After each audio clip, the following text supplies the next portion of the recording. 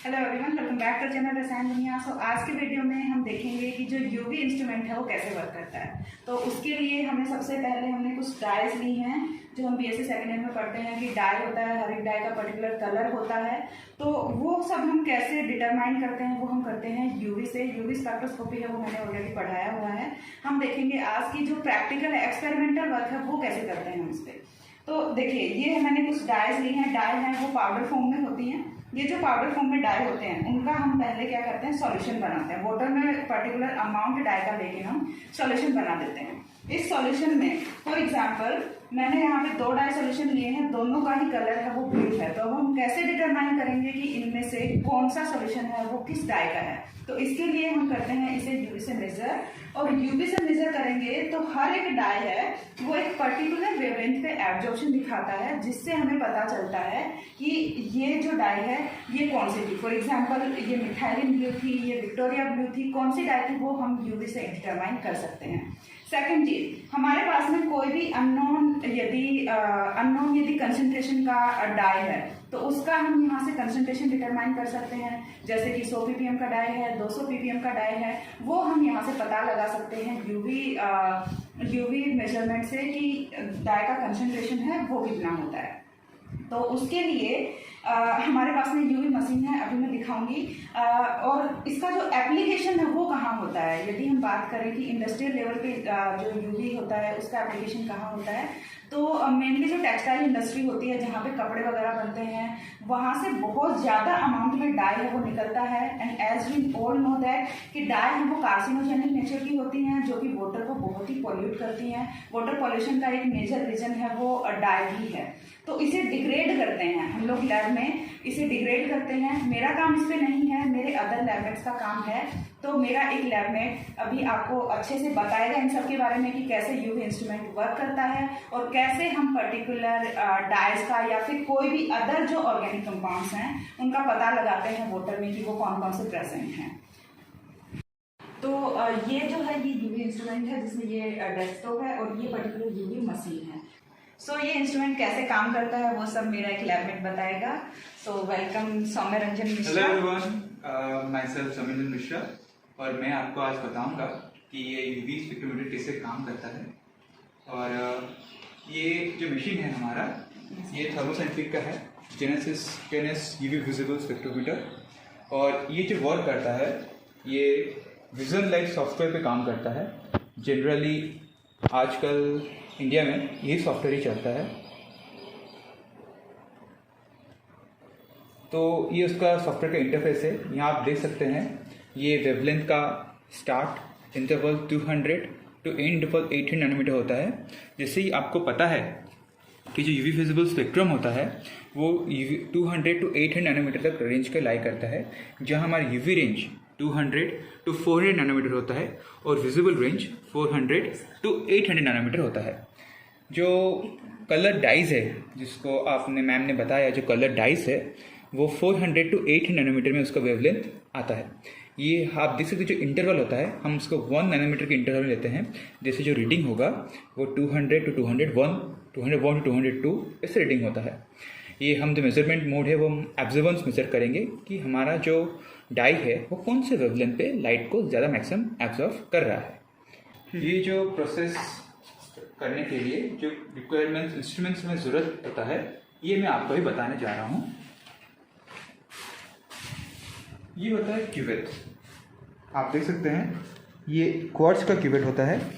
हम क्वार्ट्ज का इसलिए यूज़ करते हैं ताकि हमारा जो लाइट का ट्रांसमिशन हो वो बहुत अच्छा होता है। आप देख सकते हैं ये उसका एक ट्रांसपेरेंट साइड है और ये एक ओपेक साइड है, और हम जनरली लाइट सोर्स के सामने ये वाला साइड प्लेस करते हैं ताकि जो लाइट का जो इंसिडेंस हो वो अच्छे से इस पर ट्रांसमिट हो सके।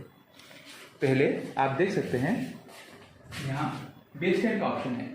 बेसटेंट का मतलब ये होता है जो सॉल्वेंट आप उसमें यूज़ कर रहे हैं उसको हम पहले उसको बैलेंस करते हैं, कैलिब्रेट करते हैं, ताकि सॉल्वेंट का जो पीक आता है वो उस पर ना आए। इसीलिए हम जिस सॉल्वेंट में डाई बनाते हैं, जिसमें इस केस में हमने डिस्टिल वाटर लिया है, उसको हम एज अ बेसलाइन रखते हैं ताकि उसका कोई इंटरफेरेंस ना आए और हमें पीक में कुछ ऊपर नीचे ना आए, ताकि हमें एक्यूरेट मेजरमेंट हम ला सकें। अभी ये हमारा दूसरी बॉटल है और ये हम नियरली 3/4 फिल करना होता है। पूरा भी फिल करने से नहीं चलेगा, हमको 3/4 फिल करना होता है। और जैसे कि आप देख सकते हैं ये यूवी का स्लॉट है। आप यहाँ में हमारे पास जो यूवी स्पेक्ट्रोफोटोमीटर है उसमें 6 स्लॉट हैं। एक बेसलाइन का स्लॉट है, बाकी आप 1 2 3 4 5 जो नंबरिंग देख सकते हैं वो कौन से नंबर पे आप कौन से सैंपल रख रहे हैं इसके लिए। पहले हम जो लाइट सोर्स है, आप ये देख सकते हैं लाइट सोर्स देख सकते हैं, वो जो ट्रांसपेरेंट साइड है, ये ट्रांसपेरेंट साइड ये हम रखते हैं ताकि उस पर लाइट डायरेक्टली आके गिरे। फिर ये हमें उसको बंद करना होता है। फिर हम इस पर बेसलाइन पे हम इसको क्लिक करते हैं और बेसलाइन हम लेंगे 200 to 800। अगर हम सिर्फ डाई का मेजरमेंट लेंगे तो हम मैक्सिमम 400 to 800 ले सकते हैं। और ये हम क्लिक किए बेसलाइन और ये मशीन हमारा बेसलाइन रिकॉर्डिंग कर रहा है। आप यहाँ देख सकते हैं कि कैसे उसका इंटरफेस काम करता है। बेसलाइन का प्रोसेस थोड़ा स्लो होता है।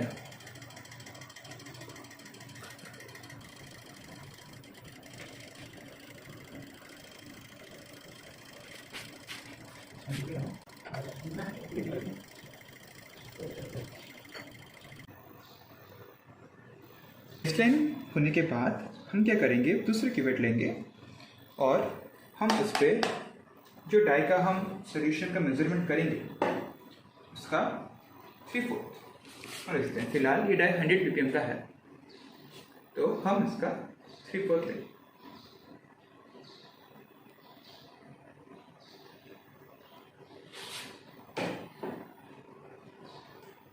जैसे कि आप देख सकते हैं ये जो ट्रांसपेरेंट साइड है इस पे हम लाइट के सोर्स से सीधा रखेंगे। ये लाइट का सोर्स है, ये ऐसे घूमेगा। ये जो सर्कल जो है फिल्टर, वो सर्कुलर फिल्टर वो घूमेगा तो हम उसको लाइट के सोर्स में जो आएगा उसको रखते हैं। आप देख सकते हैं हमारा बेसलाइन है और ये हमारा जो डाई हमने रखा है रोज बेंगॉल डाई। और फिर हम सैंपल को मेज़र करते हैं और इसका नाम रखते हैं। इसमें हम नाम डाल देते हैं जिससे हमें बाद में फाइंड आउट करने में प्रॉब्लम ना हो। और ये तो हमें पहले से पता था क्योंकि सॉल्यूशन हमने ही बनाया था कि रोज़ बेंगॉल डाई था। इनकेस यदि हमें नहीं पता होता है तो वो भी हम इसका पीक देख के बता सकते हैं कि हाँ ये कौन सा डाई था, ये रोज़ बेंगॉल ही था या कुछ और था। हमारे पास जो सिस्टम होता है या फाइल्स होता है, ये गूगल से हम देख के सकते हैं कि ये पीक कौन से डाई के लिए नॉर्मली आता है। % तक कंप्लीट हो रहा है, 75, 76, 77। ये प्रोसेस को हम फास्ट करने के लिए भी कर सकते हैं। सपोज आप एक डाई सैंपल ले रहे हो तो अगर ये प्रोसेस को हम ज़्यादा फास्ट करना चाहेंगे तो हम इसका स्टार्टिंग इंटरवल 400 to 800 रख सकते हैं ताकि हम कुछ टाइम भी बचा सकते हैं इस प्रोसेस में। ये थोड़ा लेंदी प्रोसेस है। सपोज हम फार्मास्यूटिकल्स कर रहे हैं, पेस्टिसाइड्स कर रहे हैं, फिर ऑर्गेनिक कंपाउंड्स कर रहे हैं, उनका कोई कलर नहीं आता क्योंकि वो यूवी रिजल्ट पर करते हैं। तो हम उसका बेसलाइन 200 to 400 सेट कर देंगे ताकि हमारा टाइम भी बचे और डाटा को जल्दी हम ऑब्टेन कर पाएँ। क्योंकि ये बेसिक सी चीज़ होती है, हमें पता होता है जो कलर्ड कंपाउंड्स होते हैं वो 400 to 800 नैनोमीटर में वेवलेंथ शो करते हैं और जो नॉन कलर होते हैं वो 200 to 400 में। ये ऐसे इंटरफेस आता है। उसके बाद हम क्या करते हैं, ऑटो स्केल करते हैं। ऑटो स्केल से क्या करता है, हमारा जो ग्राफ है वो कैलिब्रेटेड फॉर्म में आता है। ये हमने क्लिक किया ऑटो स्केल और आप ये देख सकते हैं कि ग्राफ इससे आया है। इससे हमें ये पता लगता है कि ये हल्का सा जो नॉइज़ आ रहा है, ये सब नॉइज़ इसलिए आता है क्योंकि हमारा डाई का कंसनट्रेशन बहुत हाई है। आप पढ़े होंगे बीयर-लैम्बर्ट लॉ के अनुसार हाई कंसनट्रेशन पे बीयर-लैम्बर्ट लॉ काम नहीं करता। उस बेसिस पे ये डाई का कंसनट्रेशन हम पता नहीं लगा सकते। ये डिफर करता है। कुछ डाई का कंसनट्रेशन हम 100 ppm तक भी परफेक्ट आता है, पर कुछ डाई का 20 ppm पे भी नॉइज़ आ जाता है। ये डिपेंड करता है इसलिए क्योंकि डाई का एब्जॉर्बेंस का कैपेसिटी हर डाई का अलग अलग होता है। कुछ डाई ज़्यादा इंटेंस होते हैं, कुछ डाई कम इंटेंस होते हैं। फिलहाल हम इसका डाई का पता लगाने के लिए हम इसको और डाइल्यूट करेंगे। तो पहले हम उसको, ये 100 ppm है, हम उसको पहले 50 ppm पे डाइल्यूट करेंगे। 50 ppm पे डाइल्यूट करने के लिए एक बिकर लेंगे और 100 ppm को हाफ करने के लिए आपको पता है डाइल्यूशन रेशियो हम 1:1 रखेंगे, जहाँ हमने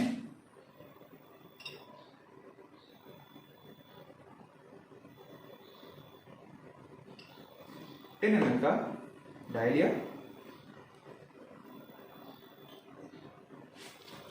और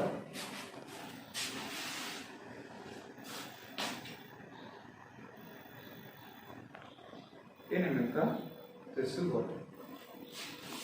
यहाँ एक चीज़ आप नोट कर सकते हैं, हमने बीकर को धोया नहीं, वैसे ही हमने डाल दिया है, क्योंकि कुछ कुछ डाइस पे लगे रहते हैं। अगर हम धो लेते तो वो जो 10 ml हम डाई था वो लगभग 9.5 या 9.67 ml होता है, जिसमें हमारा कंसंट्रेशन का इश्यू आ जाता है। फिर जैसे कि हम देख सकते हैं, ये क्यूवेट को हम अच्छे से वॉश करना पड़ेगा, क्योंकि हम नहीं चाहेंगे कुछ डाई इस पर लगा रह जाए और इसका कंसंट्रेशन इस पर ऐड हो जाए, वो ज़्यादा कंसंट्रेट हो जाए और हमारा पीक में डिफरेंस आ जाए।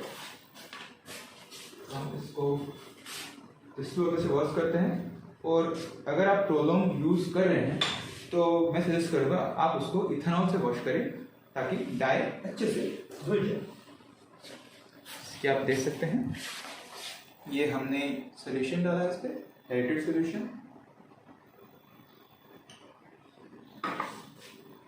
हम टिश्यू पेपर की मदद से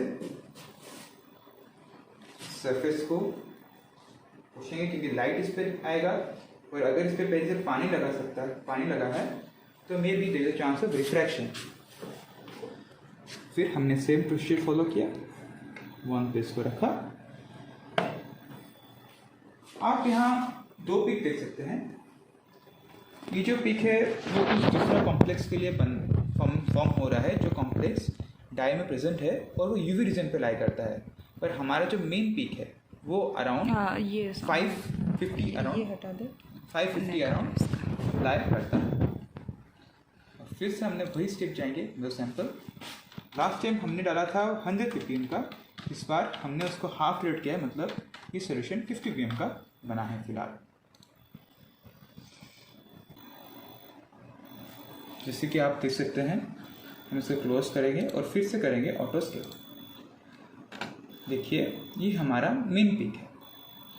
डाई का जो एब्जॉर्बेंस का पीक है वो अराउंड 542 नैनोमीटर पे लाई करता है, और इसी वेवलेंथ पे हमारा डाई मैक्सिमम एब्जॉर्प्शन करता है, और इसका एब्जॉर्बेंस फिलहाल है 2.893 एंगस्ट्रॉम।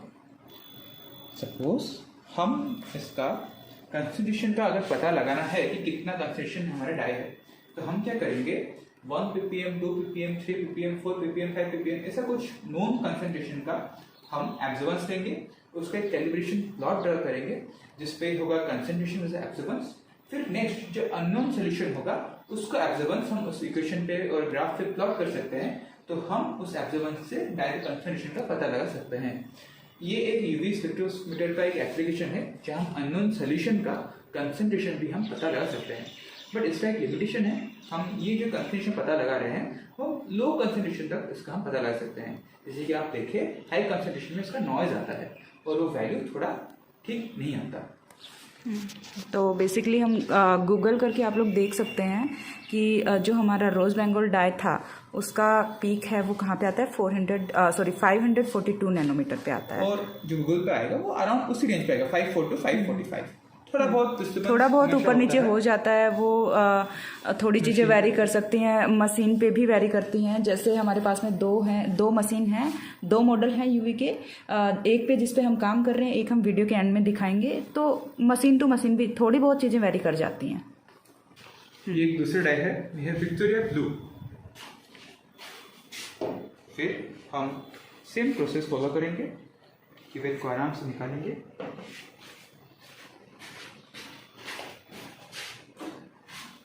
बहुत अच्छे से वॉश करना है। अगर इसका कौन सा भी ड्रॉपलेट्स इसमें आपको प्रेजेंस आया तो रीडिंग्स में चेंज हो सकता है।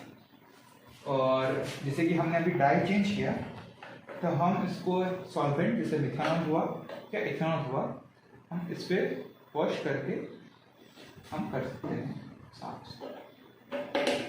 जैसे कि आप देख सकते हैं,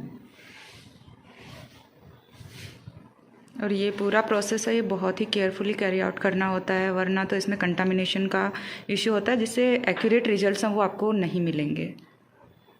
जैसे क्यूवेट को वॉश करना है, ये सब। और इस साइड को हमेशा हमें साफ करके रखना है ताकि पानी से लाइट का रिफ्लेक्शन ना हो और स्ट्रेट लाइन पे लाइट पास करे।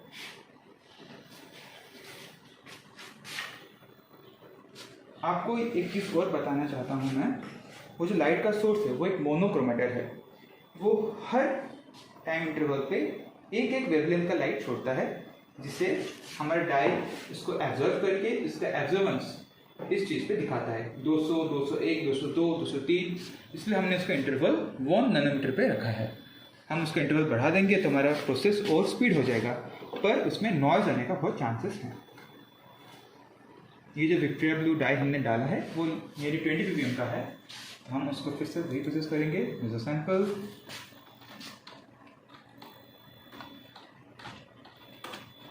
Victoria blue 20 ppm and major.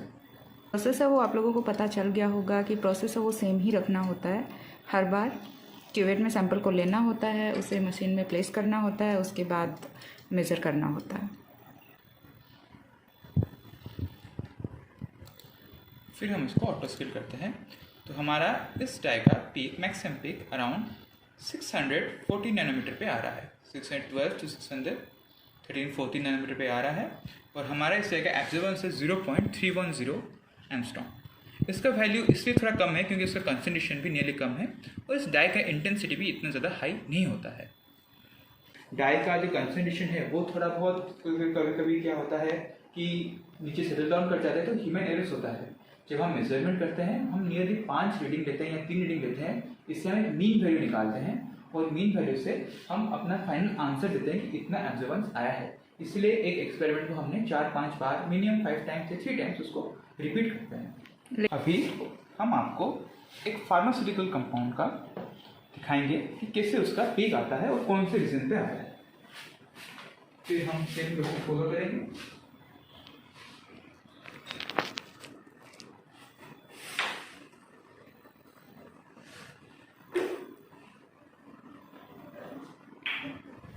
Ethanol से हम इसको वॉश किए,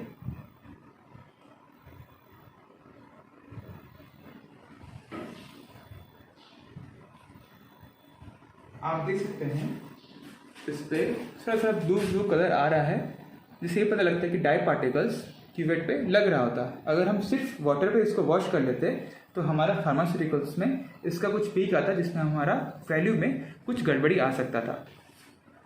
हम इसको अच्छे से वॉश किए, एक और बार पानी से वॉश किए,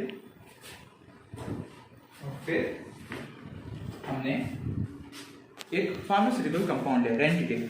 रेंटिडिन आपको पता होगा, जिसको गैस वगैरह होता है, अल्सर्स वगैरह होता है, वो रेंटिडिन कंज्यूम करते हैं। और रेंटिडिन एज अ वेस्ट पानी में अवेलेबल तब होता है जब फार्मास्यूटिकल कंपनीज में एक्सेसिव अमाउंट में फॉर्म होता है, तो क्या करते हैं, ये पानी में डिस्चार्ज कर लेते हैं। तो उससे ये होता है कि जो एक्सेस अमाउंट ऑफ रेंटिडिन रहता है वो एंटीबैक्टीरियल ग्रोथ में हेल्प कर देता है। तो हमारे पानी में बैक्टीरिया की अमाउंट बढ़ जाता है, फंगस की अमाउंट बढ़ जाता है, या फिर वो बैक्टीरिया फंगस को रेजिस्टेंस कर देते हैं और दूसरा कुछ मेडिसिन उसको ख़त्म नहीं कर पाता। यहाँ हम कर सकते हैं इसका वेवलेंथ 200 to 400 नैनोमीटर रखेंगे, और हम फिर से मेज़र मारेंगे, क्योंकि अब हमने उसका वेवलेंथ चेंज किया है, तो मशीन अपने आप उसका बेसलाइन लेगा और फिर हमें मेज़र करके बताएगा। हम उसका शॉर्ट कोड रखते हैं रेंटिडिन का RNT, और इसका ppm हम रखें 40 ppm अराउंड, और हम उसके मेज़र किए।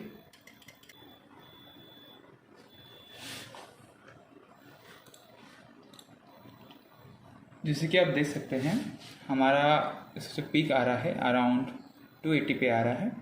इसका कंसंट्रेशन, इसका पीक इतना ज़्यादा नॉइज़ी इसलिए आ रहा है क्योंकि हमने जो सोल्यूशन बनाया था इसका कंसंट्रेशन बहुत ही लो है, और ये हमें ये प्रूफ देता है कि हमारा जो अमाउंट था वो हम जो लिए हैं सोल्यूशन पे रेंटिडिन का अमाउंट बहुत लो है। और रेंटिडिन का ये फार्मास्यूटिकल्स जो कंपाउंड होता है, pharmaceutical pesticides, compare to dye, इनका अमाउंट पानी में बहुत लो होता है, करेंट लाइक 1 ppm 2 ppm। तो इनका मेजरमेंट करना, पानी में इनका मेजरमेंट करना, इनका टेस्टिंग करना, वो बहुत हार्ड प्रोसेस होता है। इसीलिए हम इसको काफ़ी लो कंसंट्रेशन में टेस्ट करते हैं, और इसका नॉइस, इसका हमने अगर एक्यूरेट वेवलेंथ पता लगा लिया तो उसको हम एक कांस्टेंट रख के हम उसका कंसंट्रेशन हमें पता लगाते हैं। तो ये था पूरा प्रोसेस यूवी इंस्ट्रूमेंट का कि कैसे यूवी काम करता है, कैसे हम यहाँ से फार्मास्यूटिकल या फिर अदर ऑर्गेनिक कंपाउंड्स डाइज हैं उनका पता लगा सकते हैं। और thank you so much for your valuable time और बच्चों को इतना सब बताने के लिए। और यदि आपको इसके बारे में और ज़्यादा जानना है कि कैसे सारी चीज़ें वर्क करती हैं, कैसे रिसर्च में आप इसे आगे देख सकते हैं, तो उसके लिए मैं डिस्क्रिप्शन में लिंक डाल दूँगी सौम्य की गूगल स्कॉलर प्रोफाइल का। तो वहाँ से आप जाके इसके पेपर्स हैं उन्हें फॉलो कर सकते हैं, और आप देख सकते हैं कि कैसे इस पर रिसर्च है वो हो रही है, कितनी रिसर्च हो चुकी है, क्या इसका फ्यूचर स्कोप है। और आप रसायन दुनिया पे देखते रहिए। And thank you everyone and keep watching रसायन दुनिया। Thank you so much.